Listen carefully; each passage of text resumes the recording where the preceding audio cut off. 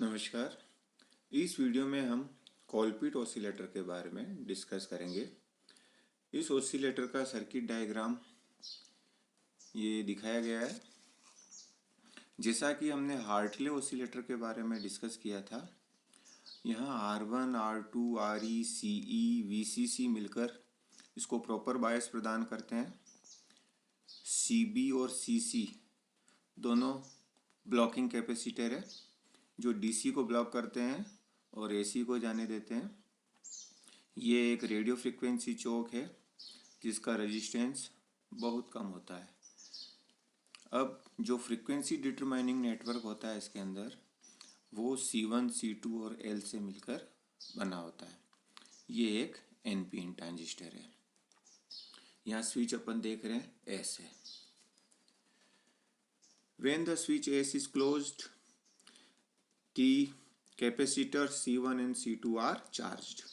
यानी current flow होने लगता है सर्किट में तो कैपेसिटर चार्ज होने लगते हैं। जब ये फुली चार्ज हो जाते हैं तो उसके बाद these capacitors are discharge through the inductance L and thereby set up damped harmonic oscillators. तो charging discharging again charging discharging ये प्रोसेस कंटिन्यूसली इसमें चलता रहता है। तो इसके अंदर डैम्प्ड हार्मोनिक ऑसिलेशंस उत्पन्न हो जाते हैं, अवमंदित आवर्ती दोलन, जिसका मान धीरे धीरे कम होता जाता है। तो कम न हो उसको बनाए रखना है, तो उसके लिए ये सर्किट हम काम में ले रहे हैं और इसे टैंक सर्किट कहते हैं। The oscillations across C1 are applied to the input circuit. जो C1 के अक्रॉस ऑसिलेशन है वो इनपुट सर्किट, ये इसके बीच इनपुट है तो इसके अंदर हम अप्लाई करते हैं। And appears in the amplified form in the output. यहाँ जो इनपुट देंगे वो एम्पलीफाइड फॉर्म में हमको आउटपुट में प्राप्त होगा, output circuit. And supply losses to the tank circuit. जो आउटपुट में प्राप्त हुआ वो वापस टैंक सर्किट में जाएगा, तो जो लॉसेस यहाँ हुए हैं वो ओवरकम हो जाएंगे, उसकी क्षतिपूर्ति हो जाएगी।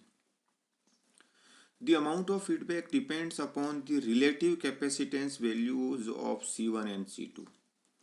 कितना फीडबैक होगा तो उनकी रिलेटिव कैपेसिटेंस वैल्यू C1 और C2 की कितनी उस पर डिपेंड करेगा। Higher is the value of C1 का मान जितना होगा, स्मॉलर इज द फीडबैक उतना ही कम होगा। In this way continuous undamped output is obtained. इस प्रकार अनवरत रूप से बिना अवमंदन के हमको निर्गत प्राप्त होता है, यानी वेव्स प्राप्त होती है ऑसिलेशन के कारण। जैसा कि हमने हार्टले ऑसिलेटर के लिए किया था, कोलपिट ऑसिलेटर के लिए भी यही इक्विवेलेंट सर्किट होगा। हमने पहले सर्किट डायग्राम देखा था, परिपथ आरेख, उसका जो तुल्य परिपथ होगा वो इस प्रकार होगा। यहाँ पर Z1 और HI दोनों पैरेलल है। उनका जो पैरेलल कॉम्बिनेशन होगा तो इनका जो इक्विवेलेंट इम्पीडेंस होगा उसको Z1 डैश के दिया, उन दोनों का पैरेलल कॉम्बिनेशन हो जाएगा। अब ये जो Z1 डैश है और Z3 दोनों सीरीज में है और दोनों का जो सीरीज कॉम्बिनेशन है वो Z2 के पैरेलल में है। तो 2 और 3 आउटपुट टर्मिनल है, 1 और 2 इनपुट टर्मिनल है। तो दोनों आउटपुट टर्मिनल के बीच हम लोड इम्पीडेंस लेते हैं, बाहर प्रतिबाधा, तो वो Z2 और Z1 डैश प्लस Z3 का पैरेलल कॉम्बिनेशन होगा। तो 1/ZL equal to 1/Z2 plus this one, तो ZL का मान हो जाएगा। Now voltage gain without feedback, ये होता ही है कॉमन एमीटर एम्पलीफायर के लिए।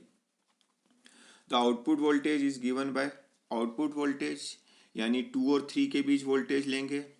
2 और 3 के बीच Z2 भी है और 2 और 3 के बीच ये भी मान सकते हैं कि Z1 डैश प्लस Z3 भी है, क्योंकि दोनों पैरेलल ही है।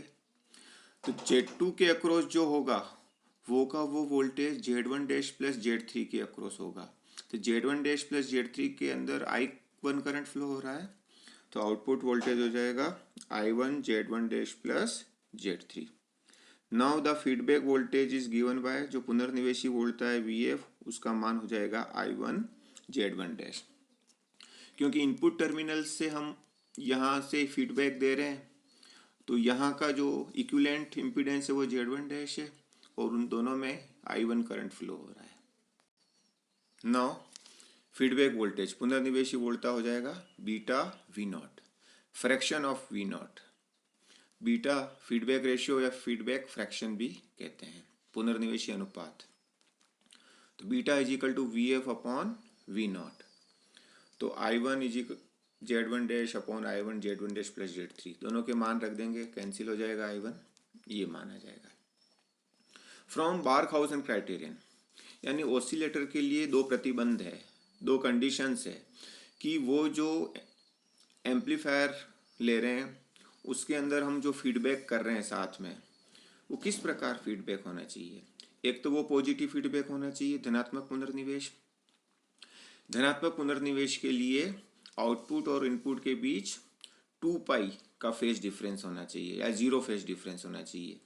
दूसरी कंडीशन है वोल्टेज गेन और बीटा जो फीडबैक रेशियो है उनका मल्टीपल 1 होना चाहिए। तो इनके मान रख दो, फिर ZL का मान रख देंगे, फिर Z1 डैश का मान रख देंगे, फिर नीचे सॉल्व करेंगे, इसको एलसीएम लेके कैंसिल हो जाएंगे, इसको मल्टीप्लाई कर लेंगे, फिर इसको राइट हैंड साइड में ले जाएंगे, फिर सबको लेफ्ट हैंड साइड में ले आएंगे, फिर जो कॉमन आता है वो कॉमन ले लेंगे। तो ये जो इक्वेशन आएगी, this is the general equation for the oscillator. ये हार्टले ऑसिलेटर के लिए भी काम आती है और कोलपिट ऑसिलेटर के लिए भी काम आती है। अब हम इसका विश्लेषण करेंगे कोलपिट ऑसिलेटर का। The general equation of oscillator is given bye, ये भी अब हमने निकाली थी इक्वेशन। अब यहाँ पर C1, C2 और L ये तीनों थे, तो C1 उसका इम्पीडेंस हो जाएगा 1/j ओमेगा C1, C2 का हो जाएगा 1/j ओमेगा C2 और L का जो इम्पीडेंस हो जाएगा वो j ओमेगा L। ये तीनों मान हम इस इक्वेशन में रखेंगे, तो इस प्रकार इक्वेशन आ जाएगी। अब इसके अंदर कॉमन ले लेंगे, j मल्टीप्लाई कर लेंगे आपस में। अब इसके अंदर दो पद हैं, एक j वाला पद और एक बिना j वाला। जैसे टर्म होती है a plus J B equal to 0, तो इसका मतलब a भी 0 होता है, b भी 0 होता है, यानी रियल पार्ट भी 0 होता है और इमेजिनरी पार्ट भी 0 होता है। तो हम दोनों को अलग अलग 0 के बराबर करेंगे। तो पहले हम फ्रीक्वेंसी ऑफ ऑसिलेशन निकालेंगे, जो ऑसिलेशन उसके अंदर उत्पन्न हो रहे हैं वो किस फ्रीक्वेंसी के, किस आवृत्ति के दोलन हो रहे हैं, तो वो निकालेंगे। तो उसके लिए इमेजिनरी पार्ट को 0 के बराबर करेंगे। तो इमेजिनरी पार्ट को 0 के बराबर करेंगे, इसको इधर लेके आए और ओमेगा को एक तरफ ले गए, ये हो गया। तो omega is equal to square root ले लेंगे, F is equal to omega upon 2 pi होता है, तो 1/2 पाई करके।